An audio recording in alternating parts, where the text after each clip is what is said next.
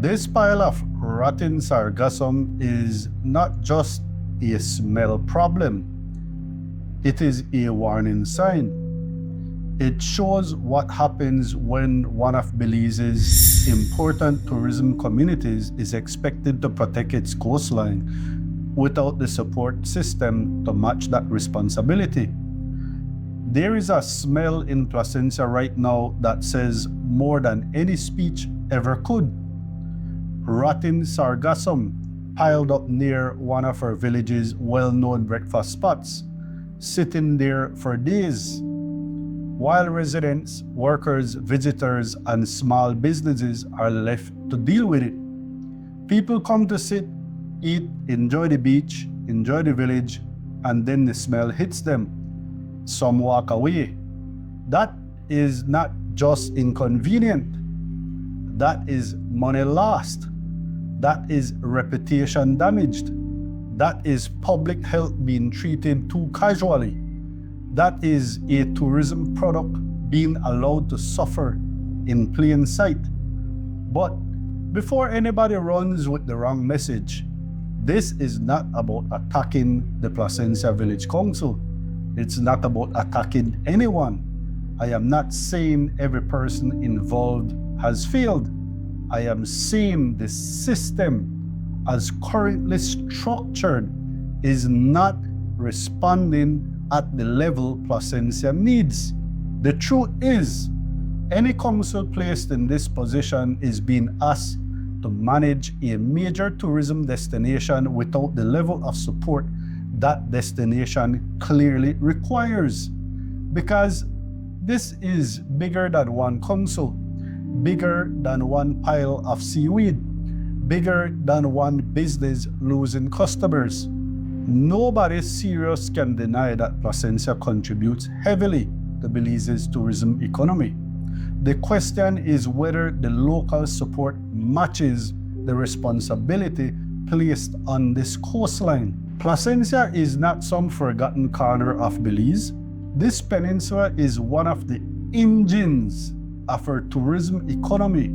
Hotels, restaurants, tour guides, taxis, rentals, workers, fishermen, builders, cleaners, cooks, families, everyone contributes to the value this place creates.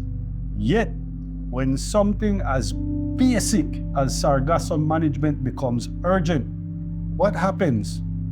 We wait, we improvise, we hope somebody has fuel, equipment, money, time, or mercy. And yes, some people will say, but there is a sargassum task force. Fair enough. If there is a sargassum task force, then the public should understand what it is responsible for, what resources it has, how quickly it can respond, and who is accountable when sargassum is moved, piled up, and left near homes and businesses for days. That is a fair question, because a task force by itself is not the same thing as reliable local capacity. Having a structure on paper is one thing. Having equipment ready, fuel available, workers paid, transport arranged, disposal sites prepared, and clear responsibility on the ground is another thing entirely. And this is where the sargassum issue connects to something even bigger. Placencia's coastline is under pressure in more ways than one. Sargassum and beach erosion are not the same problem. One is immediate, the other is slower. One announces itself with smell, the other moves quietly, meter by meter. But both reveal the same weakness. Placencia's coastline is carrying national tourism value without enough local capacity to protect it. One shows the weakness in a single week, the other shows it over decades. For years, residents, visitors, business owners, and longtime observers have watched parts of the Placencia shoreline change. Some sections of beach have narrowed, some areas have retreated, In other places, rocks, walls, and other hard structures have appeared as property owners try to protect what they have. Recently, the conversation around beach erosion has become more formal, more technical, and more public. Based on what has been publicly presented so far, scientific work has been done, public consultations have taken place, data has been collected, options have been discussed. That is progress. But progress on paper is not the same as protection on the ground. From what was publicly presented recently, the message is clear. The shoreline is being measured, the sand is being studied, and the coast is changing. And it is not changing in a way we can afford to ignore. The information presented also pointed to development pressure along the peninsula. Much of the coastline has already been developed, and much of that developed coastline has been armored with hard structures. That matters because erosion cannot be solved property by property. And yes, private property owners and businesses also have responsibility. Some of the damage along the coast comes from decisions made property by property, seawall by seawall, shortcut by shortcut. That is why the answer cannot be only public money.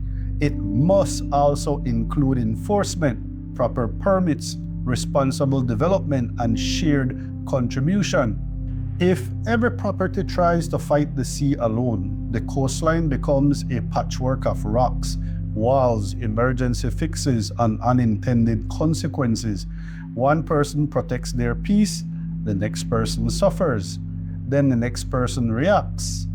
And before long, the entire coastline is being managed by desperation instead of planning. Actually, that's what's happening right now. And that is that coastal management. That is survival mode.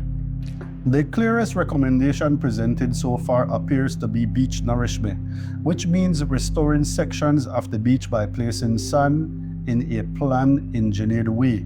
That is very different from just dumping material wherever it is convenient. Done properly, beach nourishment requires science, permitting, funding, equipment, monitoring, and long-term maintenance. So yes, it is encouraging that the issue is being studied seriously. It is encouraging that public discussions are happening. It is encouraging that technical options are being presented. But this is where we must be honest.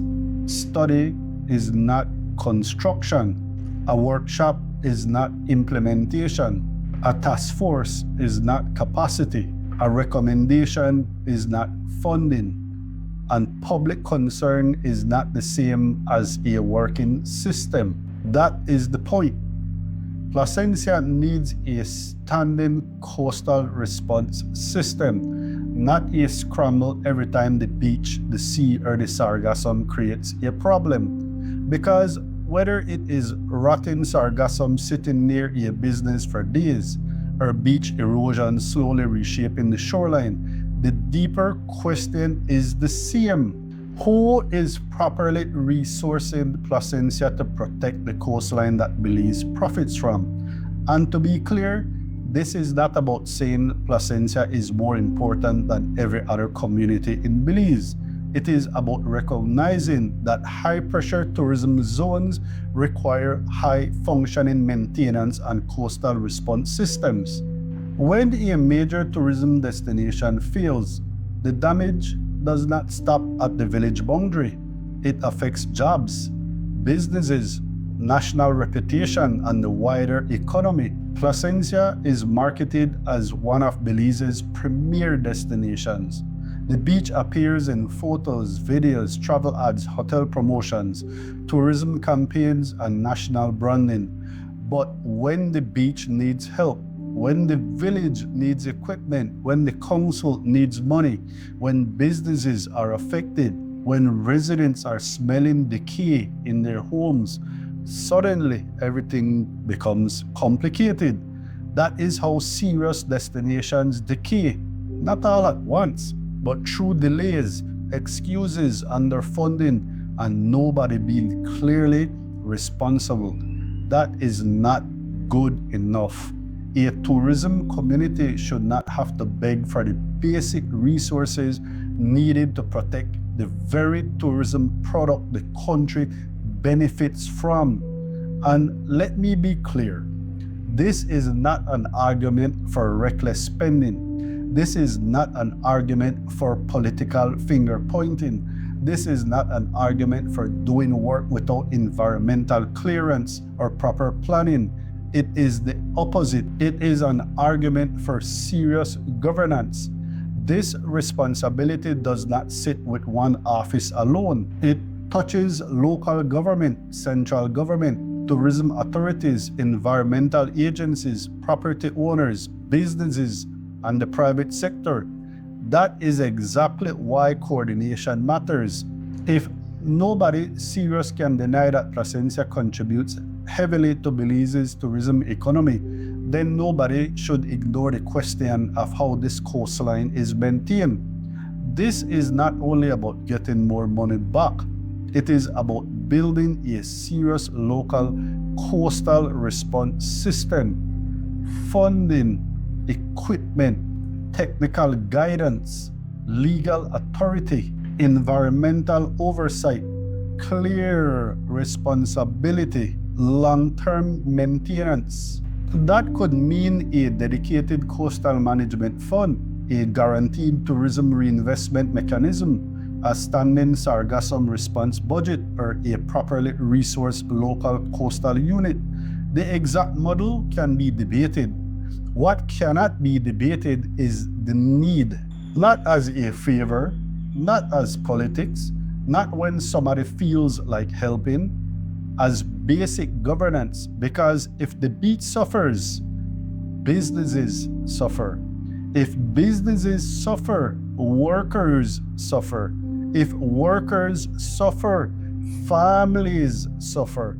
And if Placencia is left under-resourced long enough, eventually Belize suffers too. This pile of Sargassum is not just an eyesore, it is evidence. And beach erosion is not just a future concern, it is a warning. Together, they are telling us something very clearly.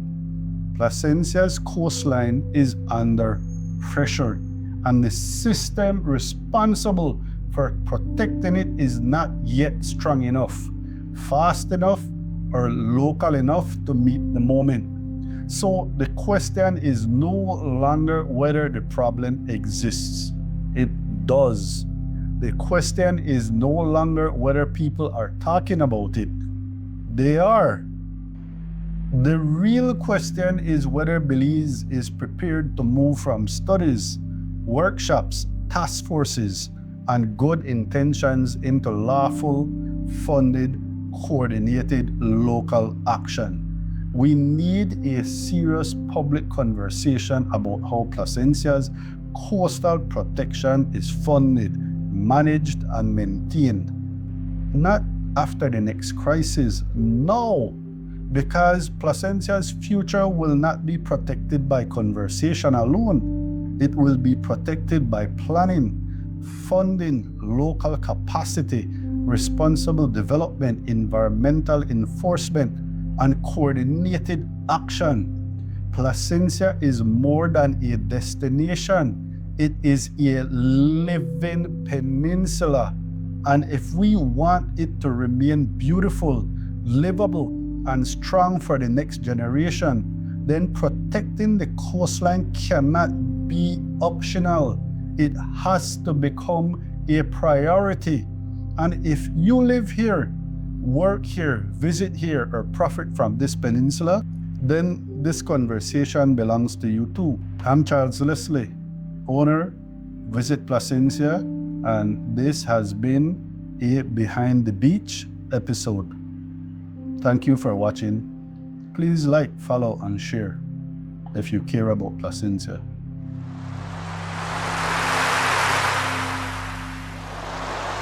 Here, he said if he can pump sand for $15 per cubic meter around here. So that's the cost, right? So how much sand do we need? We need 225,000 cubic meters. Although 25,000 cubic meters is not that large.